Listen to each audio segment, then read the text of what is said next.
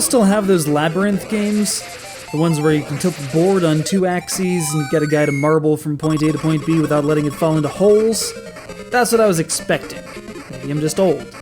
I mean, a large chunk of Sonic's career has been filling in for balls that seem to have been misplaced, whether it's to activate some huge casino night pachinko machine, or a death trap animal roboticizing machine that just conveniently happens to have flippers. Unfortunately, Sonic Labyrinth is not a maze with holes manipulated through gyroscopes.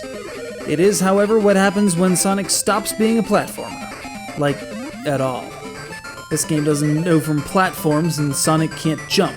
He can dash around on an isometric plane and, get shot out of cannons. That's about it.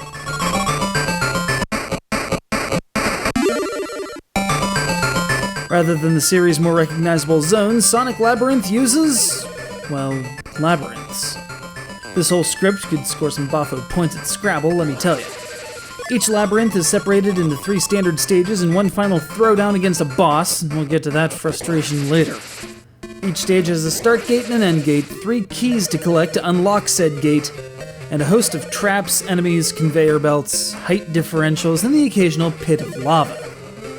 Rather than rings, though, you only lose your collected keys, and thus the time to regather them when you hit something unfriendly. Seems simple, right? Well, it would be, save for the fact that Sonic there has a walking speed somewhere in the neighborhood of 2 meters per hour. Being the fastest thing alive, dude is slow. His only attack, or really the only actions he has available to him outside of walking around, is a Sonic 2-styled spin dash, which increases and decreases in power depending on how long the animation is held, as well as a rough ability to skid himself to a stop in a pinch. This is where the game gets a strange split feel. It's possible to go really fast, bounce off a bunch of walls, and feel like you're the Minnesota Fats of hedgehog acceleration. But if you don't know the level well, you're just flinging yourself into danger, and that's no fun.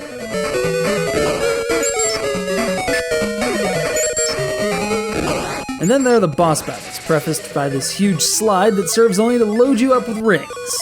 Then your best bet is to try for 100 and get an extra life, since getting hit in boss battles costs you all of your rings and you might be able to find 2 left on the entire stage. Seem unfair? It totally is. This is where you really want control and timing and decent means of evasion, and you get none of that. Still, it makes actually managing to triumph over him feel that much better. I don't know what to make of Sonic Labyrinth. Sure, it returns to a style of gameplay that the arcade-only trackball-enabled Segasonic the Hedgehog pioneered in '93, but it has a heck of a time on this Game Gear hardware just maintaining playability. Still, there's nothing quite like it, not even Sonic 3D Blast. You might be able to pull a game like this off much better in today's day and age with analog inputs on both the 3DS and the Vita, as well as the processing power to do all the geometry in a flash.